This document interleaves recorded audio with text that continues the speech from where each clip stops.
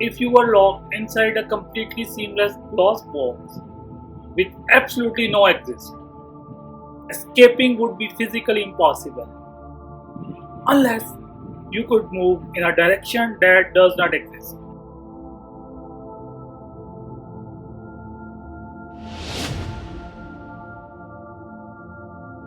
To understand how, we have to look down at a flat world. A 2D creature trapped inside a flat circle is completely stuck.